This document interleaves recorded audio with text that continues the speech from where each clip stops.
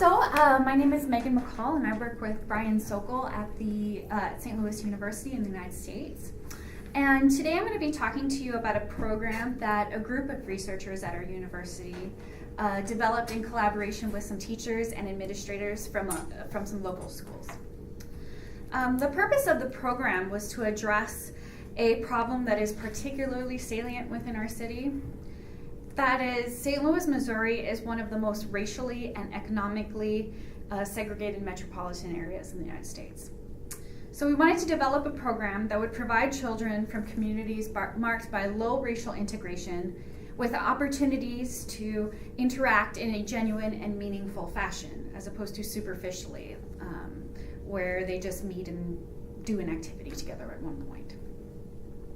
We hope that such genuine and meaningful interactions would inspire an antipathy for racial inequality and would motivate the students to acquire a nascent sense of civic and moral agency related to issues of inequality.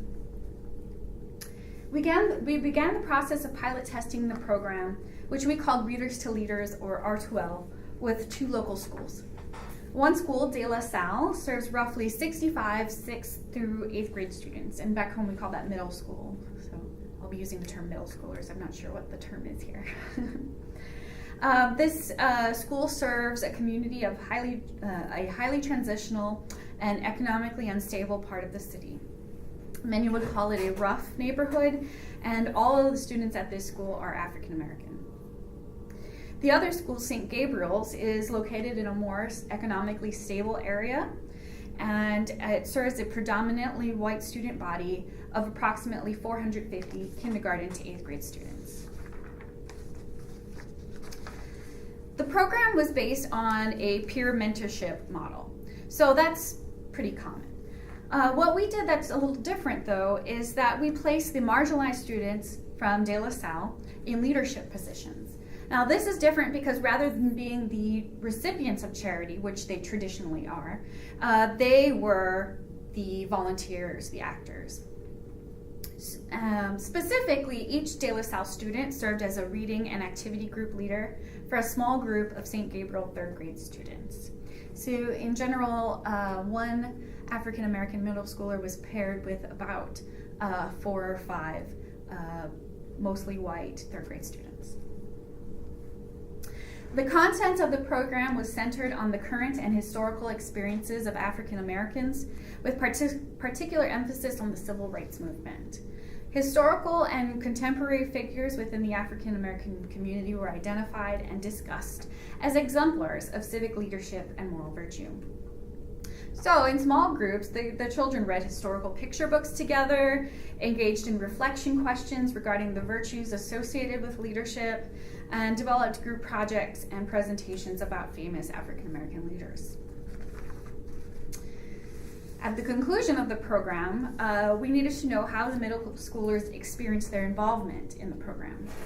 So we conducted a phenomenological qualitative analysis on the text of student journals to ascertain in what ways R2L supported the middle school students' development, in what ways R2L encouraged future civic agency, what the students learned about leadership, and how they experienced diversity.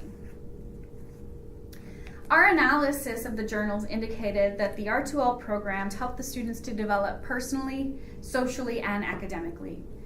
Specifically, the journals often contain references to improved self-confidence and attitude change, where attitude change was described both in terms of the psychological definition of attitudes as emotionally imbued beliefs, as well as in the colloquial sense, that is, the stance one takes when interacting with others. So, for instance, in regards to the first definition of attitude, a student indicated, "I learned that some people might be different, but if you get to know the person more, you realize that you have a lot in common." But they also made statements in regards to the second type, such as, "It helped me to get rid of my attitude and think positive instead." Next, we found that the students reported academic improvement associated with their involvement in R2L, as well as a feeling of inspiration associated with their intentions for future civic involvement. These plans and ideas were classified into several subcategories. The first regarded assuming duties or roles. Two examples of this include one student's statement that, "With R2L coming to an end, I will be even a better leader. Instead of leading third graders, I will lead people my age to do right, not wrong." And another student's statement that, "I can do more service learning and lead assembly." So what's interesting here is that all of the responses in this category, which I can't list for you, but were situated in the child's immediate environment. So although they were apparently motivated to assume additional responsibilities, the roles that they identified that they would like to take on were located within their school, their immediate neighborhood, and their own home. So they might say something like, "I would help an elderly neighbor. Or I might do the dishes every night." So their sense of responsibility to others expanded, but within a seemingly restricted way. It is important to note that this may be because they seem to not pay attention to differences in socioeconomics. And I'll talk a little bit about that later.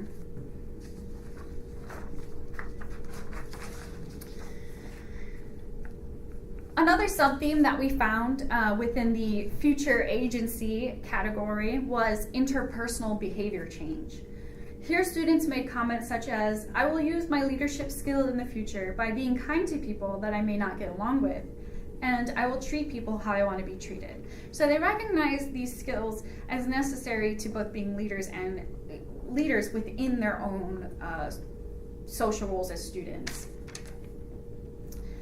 And the final sub-theme within this civic agency development category was becoming a role model.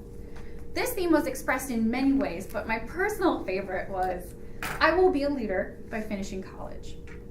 So as a role model to others in their community that will take that on. So many of the students indicated that they felt empowered by their leadership roles in R2L. They reported they felt pride in their ability to help others acquire knowledge and self-confidence.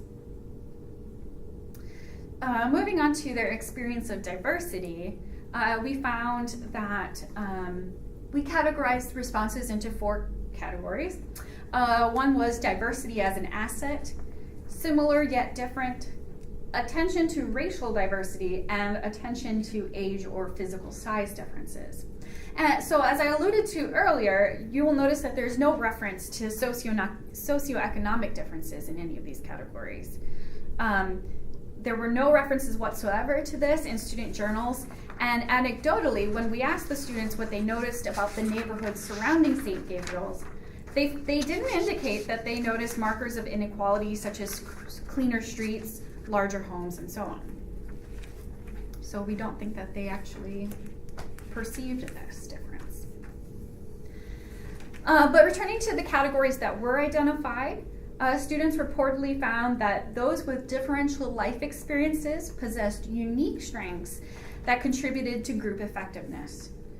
So diversity represented a uniqueness of experience that was not extreme enough to limit their ability to relate to others of different backgrounds, but also was a source of strength that was something to be embraced and not ignored. So that's what we have at this point.